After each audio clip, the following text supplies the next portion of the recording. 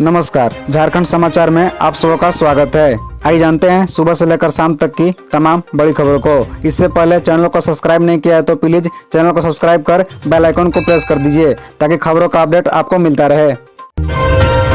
झारखंड के शिक्षा मंत्री जगन्नाथ महतो का सीएम हेमंत सोरेन सहित मंत्रियों विधायकों ने दी श्रद्धांजलि। बता दें कि झारखंड के शिक्षा एवं साक्षरता मंत्री जगन्नाथ महतो का पार्थिव शरीर रांची पहुंचा। शुक्रवार को विशेष विमान से दिवंगत शिक्षा मंत्री का शव रांची लाया गया। यहां शिक्षा मंत्री के पार्थिव शरीर को फूल मालाओं से सजे एम्बुलेंस में रखा गया। इसके बाद पार्थिव शरीर सीधे झारखंड विधानसभा ले जाया गया, जहाँ मुख्यमंत्री, राज्यपाल, कैबिनेट मंत्री सहित विभिन्न राजनीतिक दलों के नेता और आम लोग उनका अंतिम दर्शन किए और श्रद्धांजलि भी दिए। बता दें कि लंबी बीमारी से जूझ रहे शिक्षा मंत्री का गुरुवार को सुबह चेन्नई में निधन हो गया था। मुख्यमंत्री हेमंत सोरेन, स्पीकर रविंद्रनाथ महतो, कैबिनेट मंत्री, सभी दलों के विधायक और वरीय पदाधिकारियों ने दिवंगत शिक्षा मंत्री जगन्नाथ महतो को श्रद्धांजलि दी। पुलिस ने मातमी धुन बजाकर अंतिम सलामी दी। रांची एयरपोर्ट पर सुरक्षा के पुख्ता इंतजाम किए गए थे।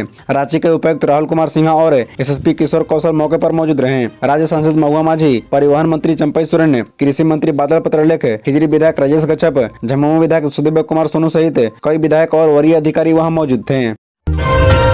जेल से भी साहिबगंज में अवैध खनन करता रहा पंकज मिश्रा, ऐसे हुआ खुलासा। दरअसल आपको बता दें कि अवैध खनन के मामले में जेल में बंद बरहेट के विधायक प्रतिनिधि पंकज मिश्रा की मुश्किलें और बढ़ने वाली है। दरअसल ईडी की जांच में पता चला है कि साहिबगंज में कार्रवाई के बाद भी अवैध खनन नहीं रुका। इस मामले में ईडी ने विजय हंसदा के बयान पर दर्ज केस में नया ईसीआर दर्ज किया है, जो नींबू पहाड़ी पर अवैध खनन से जुड़ा है। इसी केस की जाँच में ईडी की टीम अभी साहिबगंज में है। ईडी ने जाँच में पाया है कि जेल में बंद पंकज मिश्रा की सुपरपस्ती में अभी भी साहिबगंज के अलग अलग जगहों पर अवैध खनन जारी है। ईडी ने अपनी जांच में यह पाया है कि बच्चू यादव, पवित्र यादव समेत अन्य की मदद से जेल में रहने के बावजूद पंकज मिश्रा अभी भी साहिबगंज में अवैध खनन कर रहा है। बता दें कि ईडी ने साहिबगंज में उन जगहों पर दोबारा सर्वे किया जहां पहले अवैध खनन हुआ था। ईडी ने इस बार पाया कि पूर्व में हुए सर्वे के बाद उस इलाके में फिर से खुदाई हुई है। इसके कारण दोबारा सर्वे में खनन क्षेत्र का दायरा बढ़ा हुआ पाया गया। हेमंत कार्यकाल में कुशासन से त्रस्त है जनता, आया बदलाव का समय, दीपक प्रकाश।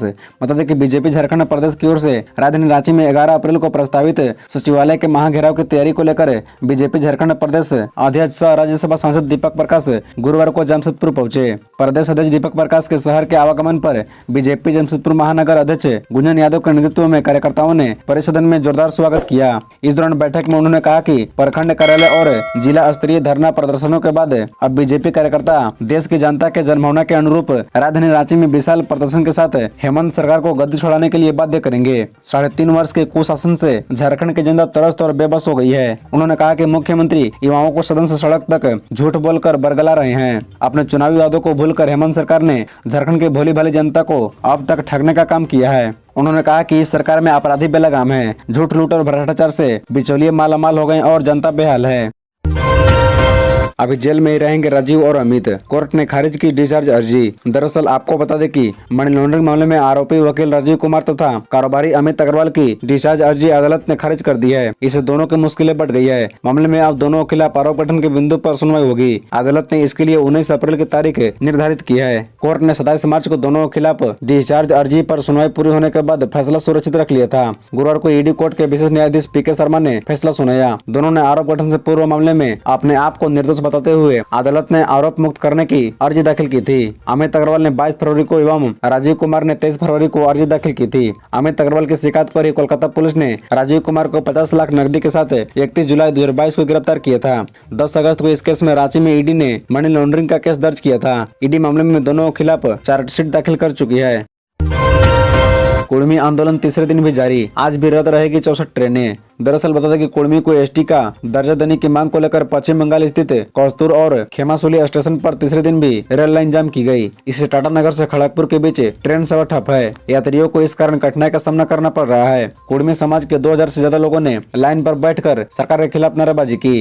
इधर लाइन जाम के मद्देनजर दक्षिण पूर्व जोन ने गुरुवार को टाटा नगर से खड़गपुर, भुवनेश्वर व बिहार यूपी मार्ग की 108 ट्रेनों को रद्द कर दिया। इससे लोगों को हावड़ा, पुरी, पटना, छपरा, कटिहार व गया समेत पुणे, मुंबई जाने में दिक्कत हो रही है। दूसरी ओर रद्द ट्रेनों के टिकट वापस करने वालों की भीड़ स्टेशन काउंटर पर उमड़ रही है। शुक्रवार को भी 64 ट्रेनों का परिचालन रद्द कर दिया गया। इसमें टाटा नगर, घाटशिला, चांडिल व चक्रधरपुर स्टेशन से खुलने और गुजरने वाली बिहार, बंगाल, उड़ीसा, मुंबई व दिल्ली मार्ग की 57 ट्रेनें शामिल है। नम आंखों से सीएम ने जगन्नाथ महतो को दिया कंधा। ट्विटर पर भावुक हुए हेमंत सोरेन। बता दें कि झारखंड के स्कूली शिक्षा एवं साक्षरता मंत्री जगन्नाथ महतो का 56 वर्ष की आयु में निधन हो गया। वे लंबे समय से बीमारी से जूझ रहे थे। शुक्रवार को विधानसभा परिसर में मुख्यमंत्री हेमंत सोरेन, स्पीकर रमेंद्रनाथ महतो, कैबिनेट मंत्री, विधायक और वरीय पदाधिकारियों ने स्वर्गीय जगन्नाथ महतो के पार्थिव शरीर पर श्रद्धांजलि अर्पित की। इस दौरान सबकी आंखें नम थी। मुख्यमंत्री हेमंत सोरेन इस दौरान काफी भावुक दिखे। एयरपोर्ट से लेकर विधानसभा तक मुख्यमंत्री नम आंखों से जगन्नाथ महतो के पार्थिव शरीर को निहारते रहे। दिवंगत जगन्नाथ महतो को श्रद्धांजलि अर्पित करने के पश्चात मुख्यमंत्री ने ट्वीट में झारखंड में उनके योगदान का जिक्र किया। मुख्यमंत्री ने लिखा कि टाइगर जगन्नाथ दा ने झारखंड और झारखंडियत की रक्षा के संघर्ष में हमेशा साथ निभाया, उसे जीतना सिखाया। झारखंड के माटी के वीर सपूत जगन्नाथ महतो अमर रहे। बता दें कि कहा जाता है कि जगन्नाथ महतो मुख्यमंत्री हेमंत सोरेन के काफी करीबी थे। मुख्यमंत्री हेमंत सोरेन भी उनके बड़े भाई के समान महत्व देते थे। ओबीसी आरक्षण के साथ होंगे चुनाव। झारखंड में ट्रिपल टेस्ट की पहल शुरू। अक्टूबर तक हो सकते हैं निकाय चुनाव। बता दें कि झारखंड में नगर निकाय चुनाव में पिछड़ा वर्ग को आरक्षण देने के लिए ट्रिपल टेस्ट कराने की पहल शुरू हो गई है। नगर निकाय चुनाव में ट्रिपल टेस्ट के लिए आयोग गठन का प्रस्ताव मुख्यमंत्री हेमंत सोरेन को भेजा है। अब जल्द ही हाईकोर्ट के रिटायर्ड या वर्तमान जस्टिस की अध्यक्षता में आयोग का गठन होने की उम्मीद है। इसके बाद आयोग की अनुशंसा पर ओबीसी आरक्षण का प्रावधान कर सरकार नगर निकाय चुनाव कराने की दिशा में आगे बढ़ेगी। आधिकारिक सूत्रों के मुताबिक सरकार की 2 से 3 महीने के भीतर ट्रिपल टेस्ट कराकर नगर निकाय चुनाव कराने की तैयारी है। ऐसे में राज्य में सितंबर अक्टूबर में चुनाव होने की उम्मीद है। सरकार ने पिछले साल नवंबर में एक साथ पूरे राज्य के नगर निकायों का चुनाव बिना ओबीसी आरक्षण के कराने का फैसला लिया था। इसी बीच आदिवासी संगठन इसके विरोध में उतर गए। उनका कहना था कि शेड्यूल एरिया में निकायों के मेयर और अध्यक्ष का पद एसटी के ही आरक्षित होना चाहिए। आनंद फानन में एसटी की बैठक बुलाई गई। उसमें बनी सहमति के आधार पर चुनाव स्थगित कर दिए गए। 5 बैग में भरे 6.54 करोड़ रुपए लेकर हुए फुर। झारखंड में यूं पकड़े गए बदमाश। बता दें कि झारखंड के गुमला में बस से बरामद रुपए से भरे बैग का खुलासा हो गया है। बैग में कुल 6.54 करोड़ रुपए की बड़ी रकम थी। ये रुपए दिल्ली के एक स्वर्ण कारोबारी से चुराए गए थे। मामले में पुलिस ने 22 वर्षीय व्यक्ति को गिरफ्तार किया है। उसके बाकी 2 साथियों की तलाश जारी है। गौरतलब है कि गुप्त सूचना के आधार पर यह कार्रवाई की गई थी। बता दें कि झारखंड के डाल्टनगंज से ओडिशा से राउरकेला जा रही बस में सवार आरोपी को सुंदरगढ़ जिले में हिरासत में लिया गया। बस के लगेज के अपार्टमेंट में 5 बैग में रुपए रखे हुए थे। गुमला एसपी एहतेशाम अकरीब ने बताया कि बैंक अधिकारियों ने नोट गिनने वाली मशीन से रुपए की गिनती की। कुल 6.54 करोड़ रुपए बरामद हुए। इसी दिल्ली के करोलबाग स्थित एक स्वर्ण व्यवसायी की दुकान से चुराया गया था। एसपी ने बताया कि बैग से नकदी के अलावा सोने की एक चेन, सोने की 3 अंगूठियां और मोबाइल फोन भी बरामद किए गए। एसपी ने बताया कि रुपयों की गिनती में 5 मशीनें और 10 एसबीआई बैंक कर्मी लगाए गए थे। करीब 6 घंटे तक नोटों की गिनती की गई।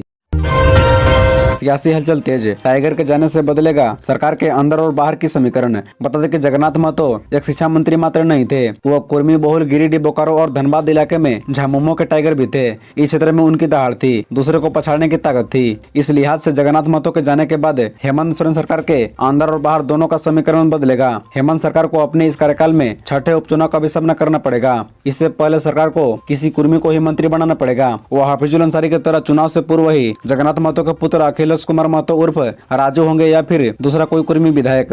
उल्लेखनीय है कि मधुपुर से विधायक रहे हाजी हुसैन अंसारी के मौत के बाद चुनाव से पूर्व ही झामुमो ने उनके पुत्र हाफिजुल अंसारी को मंत्री बनाकर एक नई चाल चली थी। इसमें झामुमो सफल भी रहा था। इस तरह के कई सवालों का जवाब मुख्यमंत्री हेमंत सोरेन को ढूंढना पड़ेगा। बाबूलाल मरांडी ने कहा, राज्य सरकार में भ्रष्टाचार चरम पर है, हर ओर मची है लूट, ईडी कर रही है अपना काम। बता दें कि हेमंत सोरेन की सरकार में भ्रष्टाचार चरम पर है। राज्य में कानून व्यवस्था भी बिगड़ती जा रही है। हेमंत सरकार का कार्यकाल 3 साल से अधिक हो गए, लेकिन विकास कहीं नहीं नजर आ रही है। इस राज्य में नौजवानों को भी ठगा जा रहा है। नौजवान काफी निराश हैं, आंदोलन करने पर मजबूर हैं। यह बात राज्य के पूर्व मुख्यमंत्री बाबूलाल मरांडी ने गुरुवार को परिषद में प्रेस वार्ता में कही। उन्होंने कहा कि पूरे राज्य में कोयला, पत्थर जैसे खनिज संपदाओं को लूटा जा रहा है। यहाँ तक कि बालू को भी नहीं बख्शा जा रहा है। हर तरफ खनिज संपदाओं की लूट मची है, चाहे कोयले की हो या कीमती पत्थर की। यहाँ तक कि बालू की भी लूट हो रही है। सरकारी कार्यालय में भ्रष्टाचार चरम पर है, आम लोगों का काम नहीं हो रहा है। उन्होंने कहा कि भ्रष्टाचार और लूट के विरुद्ध ईडी अपना काम कर रही है। उन्होंने कहा कि हेमंत सोरेन ने चुनाव के समय नौजवानों को नौकरी देने के लिए बड़े बड़े वादे किए थे, लेकिन यह सब कोरा साबित हो रहा है। खबरों से जुड़े रहने के लिए चैनल को सब्सक्राइब, वीडियो को लाइक एवं एक दूसरे से शेयर जरूर करें। धन्यवाद।